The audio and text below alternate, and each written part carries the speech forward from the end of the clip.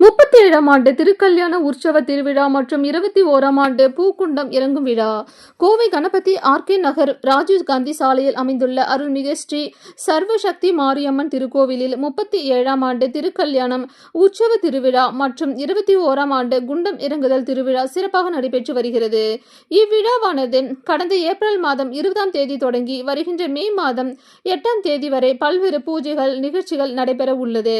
கடந்த மாதம் 20ஆம் தேதி திங்கட்கிழமை அன்று கணபதி ஹோமம் முகூர்த்தக்கால் நடுதல் உடன் தொடங்கிய நிகழ்ச்சி 21ஆம் தேதி செவ்வாய்க்கிழமை பூச்சாட்டு கொடியேற்றம் மற்றும் 28ஆம் தேதி செவ்வாய்க்கிழமை அன்று அக்னி கம்பம் நடுதல், மே மாதம் 1ஆம் தேதி மாபெரும் திருவிளக்கு பூஜை மற்றும் அன்னதானம், அதனைத் தொடர்ந்து மங்கை வள்ளி கும்மி ஆட்டம் வெகு விமர்சையாக நடைபெற்றது.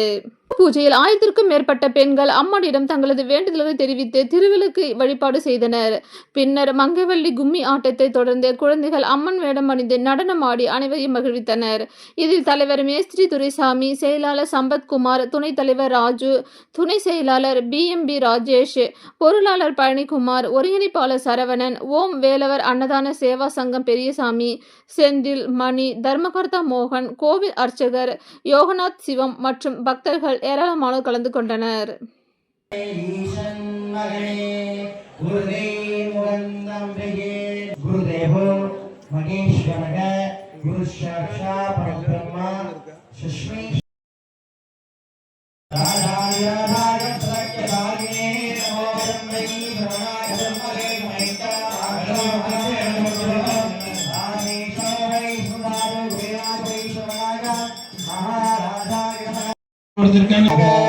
ஓம் அலங்கார லக்ஷ்மயே நமஹ.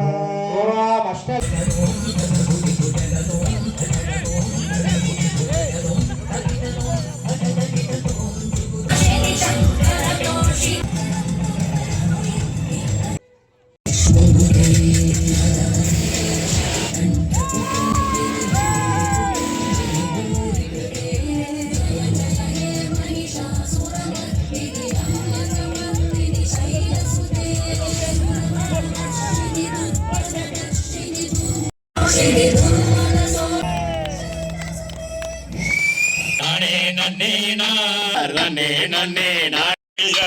நான் படிக்கோமா, எனக்கு வேண்டி வரம் தாரும் அம்மாதாயே.